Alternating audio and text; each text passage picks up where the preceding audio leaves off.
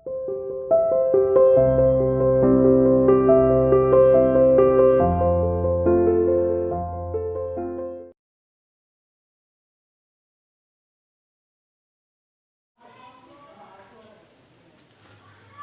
morning everyone.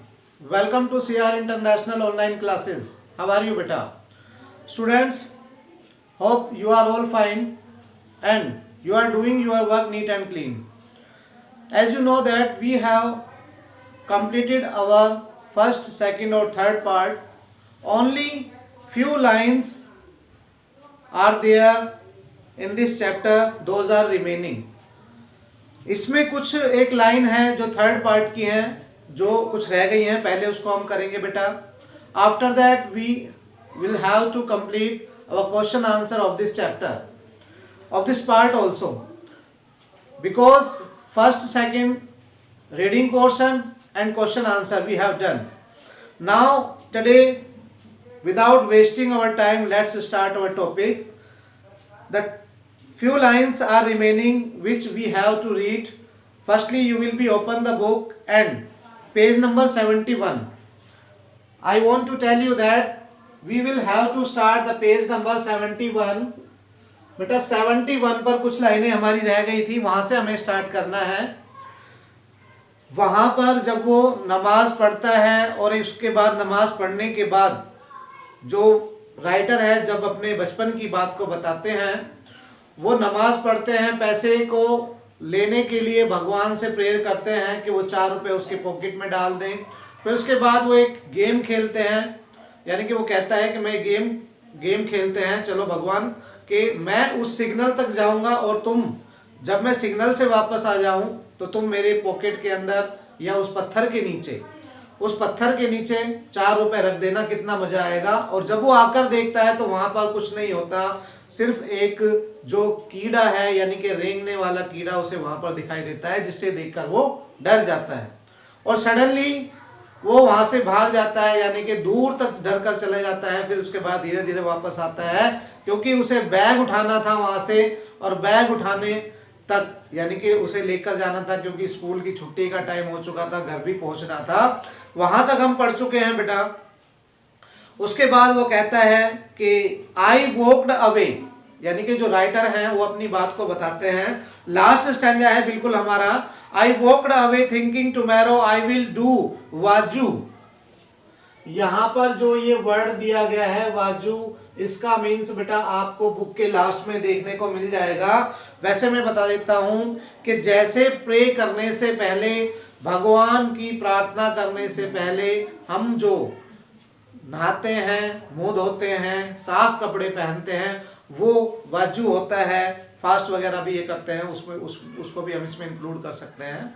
तो वो कह रहा है कि I walked away thinking tomorrow I will do वाजू, wear cloth, clean cloth and come there. मैं कल आऊंगा यहाँ पर दोबारा वाजू करूंगा, यानी कि नए कपड़े, साफ सुथरे कपड़े पहनकर आऊंगा, हाथ मुंह धोकर आऊंगा, फिर दोबारा आऊंगा और फिर प्रे करूंगा उस पैसों के लिए. फ्रॉम मॉर्निंग टू नून, सुबह से दोपहर तक, I will keep reading the namaz, मैं नमाज को पढ़ूंगा. If even after that Allah does not give me 4 rupees, I will be forced to learn how to strike bargain or make deals with him. वो कहते हैं यदि उसके बाद भी अल्लाह मियाँ यानी कि भगवान मेरे पास पैसे नहीं देते हैं, 4 रुपए नहीं देते हैं, तो मैं उनसे क्या करूंगा, बार्गेन करूंगा. बार्गेन्स का मीन्स होता है, बार्गेन का मीन्स होता है मोल भाव करना, मोल भाव करना. वो कहता है कि मैं, जैसे मान लो किसी चीज की, किसी वस्तु की हमने कीमत पूछी और किसी दुकानदार ने उसके बताया 50 रुपए, और 50 रुपए से हम देना चाहते हैं उसे 40 रुपए, तो हम उससे कहेंगे कि भाई ये चीज हमें तो 40 रुपए में चाहिए, अगर लेना है तो बताओ. तो वो बार्गेन होता है. तो वो कहते हैं, बताते, जो राइटर है वो बता रहे हैं अपनी बात को कि वो बचपन में ये जब पैसे वो फीस के कलेक्ट हुए थे, यानी कि जो घर से पैसे लेकर आए थे वो दिए नहीं उन्होंने, जब वो उसको जलेबी पर खर्च कर देते हैं तो उन्हें बड़ा दुख होता है। वो वहां पर कह रहे हैं कि मैं भगवान से प्रे करूंगा कि वो मुझे पैसे दे, और नहीं देंगे तो फिर मैं उनके साथ क्या करूंगा, बार्गेन करूंगा, मोल भाव करूंगा। After all if my Allah does not give me my 4 rupees then who will. वो कहते हैं कि यदि भगवान ही मुझे वो 4 रुपए नहीं देंगे तो कौन देगा। आई will B for that day when I return home. उसके बाद वो घर पहुंचे। अपीरेंटली फ्रॉम स्कूल, यह यानी कि ये दिखाते हुए कि वो स्कूल से आए हैं। And actually from the railway station, पर वास्तविक रूप में कहां से आए थे, वो रेलवे स्टेशन से आया था। आई वॉज कोट, मैं पकड़ा गया। आई वॉज कोट, मैं पकड़ा गया। The report of my absence had reached home, क्योंकि मैं कई दिनों से गायब था तो मेरे जो अब्सेंस होने की उपस्थित नहीं था स्कूल में, अनुपस्थिति यानी कि अब्सेंस होने की सूचना जब घर पर पहुंची।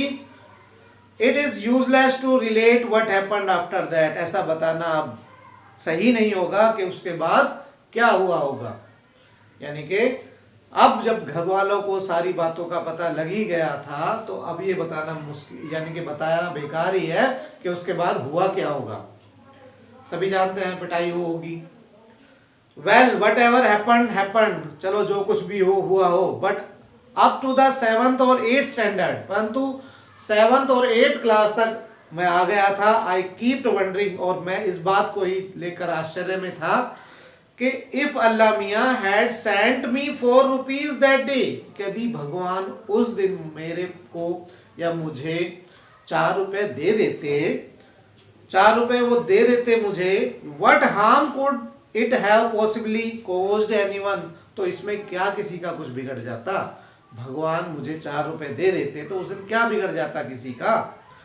It was only later that I came to the conclusion that, परंतु जैसे ही मैं बड़ा हुआ मैं इस निर्णय पे पहुंचा या मुझे इस बात का एहसास हो गया, इफ अल्लाह मियाँ were to provide all for asking, कि यदि अल्लाह मियाँ या भगवान जो भी डिमांड की जाती है वो सारी पूरी हो जाए, then man would even today be living in the nest like a vultures and crows and would not have learn the art of making jalebis. बिना मांगे ही सब कुछ मिल जाता तो भगवान, या बिना मांगे ही भगवान अगर कुछ सभी कुछ दे देते तो मनुष्य आज भी जैसे बर्ड्स हैं, वल्चर्स और क्रोज से कंपैरिजन किया है, उनकी तरह ही घोंसलों के अंदर रहते। वो जलेबी बनाने की कला को कहाँ से सीखते। यानी कि जब हमें किसी काम को सीखना पड़ता है, वो कब सीखना पड़ता है, जब हमें नेसेसिटी होती है, जरूरत होती है जब हमें, क्योंकि बिना जरूरत के कोई भी कुछ नहीं करता है। अब आप या हम या आप पढ़ाई कर रहे हैं, आप स्टडी कर रहे हैं, तो आपका भी कुछ ना कुछ लक्ष्य है, कुछ एम है आपका, अब वो करते रहिए आप अपना, वो जरूर पूरा होगा।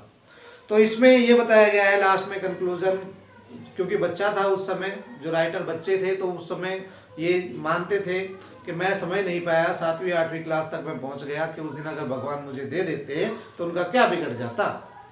तो उसके बाद भी उन्हें बाद में एहसास हुआ इस चीज़ का, यदि ऐसे ही मांगने पर सब कुछ मिल जाता है तो फिर मनुष्य कुछ भी नहीं करता। ये जलेबी बनाने की कला, किसी को कोई काम करने का जो दक्षता है, स्किलनेस है, वो कैसे आती, वो तभी आती जब उसकी आवश्यकता उस चीज़ को करने के लिए मजबूर करती, या उसकी आवश्यकता या उसका लक्ष्य कुछ और होता। तो बेटा ये चैप्टर आपका कंप्लीट हो गया है, काफ़ी टाइम हो गया है इसके अंदर। इन बिटवीन हमने ग्रामर के टॉपिक भी ले लिए थे। अभी आज आपको ये वीडियो के साथ साथ इसके क्वेश्चन आंसर की PDF भी मिल जाएगी। आपको अपनी फेयर नोटबुक के अंदर नीट एंड क्लीन इसे करना है। कुछ एक क्वेश्चन हमने बोर्ड पर लिखे हुए हैं, मैं इनका एक बार ट्रांसलेशन करा देता हूँ, वैसे कोई प्रॉब्लम नहीं आएगी, चैप्टर हमने अच्छे से किया है। इन दोनों का ट्रांसलेशन करने के बाद जो बाकी के क्वेश्चन आंसर है वो आपको PDF के अंदर मिल जाएंगे।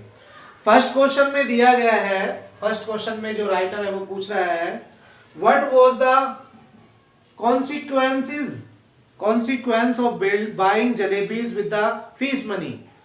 कि परिणाम क्या हुआ जब उसने फीस के पैसों से जलेबी खा ली थी, उसका परिणाम क्या हुआ। As a result of spending his fees money on jalebis, he had to be absent from school for the first time in his life.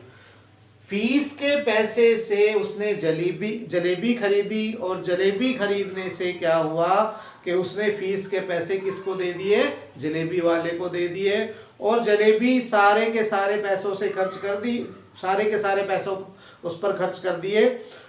उसका परिणाम ये रहा कि उसे कई दिनों तक स्कूल से अब्सेंट रहना पड़ा, और वो भी जिंदगी में पहली बार, लाइफ में पहली बार, क्योंकि उसने कभी भी ऐसा कार्य नहीं किया था। जो बड़े थे, उनके माता पिता थे, उन्होंने जैसा कहा था वैसा ही वो करता था। पर उस दिन ऐसा हुआ कि जब पहली बार वो स्कूल से ऑफ हुआ, यानी कि स्कूल से चला गया, और उसे छिपकर कहीं, जैसे रेलवे स्टेशन पर वो बैठा, वहां पर उसे रहना पड़ा। सेकेंड क्वेश्चन के अंदर, his prayer to God is like a lawyer's defence of a bad case. पूछते हैं इसमें कि वो एक हिज प्रेयर टू गॉड, भगवान से वो प्रेयर करते हैं, लाइक अ लॉयर, एक वकील की तरह, जिसका केस खराब हो गया हो, खराब केस हो, या जो उसको डिफेंस कैसे करता है, उसका भी केस ऐसा ही था। उसको डिफेंस कैसे करता है, भगवान के सामने एक वकील की तरह अपना पक्ष कैसे रखता है। Does he argue his case well, what are the points he makes, और कौन से पॉइंट वो रखता है। इसका आंसर हम करते हैं, इसका आंसर है बेटा, he tries to please God. Please का मीन्स है यहां पर खुश करना, खुश होना। वह कोशिश करता है भगवान को खुश करने की, with his request and recitation. Recitation means गाना। टू एंटायर नमाज, एंटायर नमाज को कंठस्थ करता है, गाता है, बोलता है वो, विद हिज रिक्वेस्ट, रिक्वेस्ट के साथ साथ उस एंटायर नमाज को पढ़ता है जो उसे याद थी। और ही admits that he made a mistake, वो ये स्वीकार भी करता है कि उसने गलती तो की है। He would not have spent his money on jalebis. He would not have spent his money on jalebis if he had known that.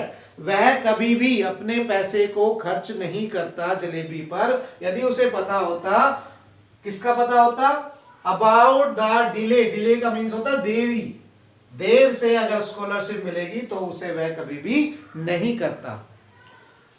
Thus he argues his case like a lawyer, इसलिए हम कह सकते हैं कि वो अपने एक lawyer की तरह, एक अच्छे लॉयर की तरह वो अपने केस को भगवान के सामने रखता है और रिक्वेस्ट करता है कि उसके पास वो 4 रुपए जो उसने जलेबी पर खर्च किए हैं वो उसे मिल जाए, भगवान उसे दे दे।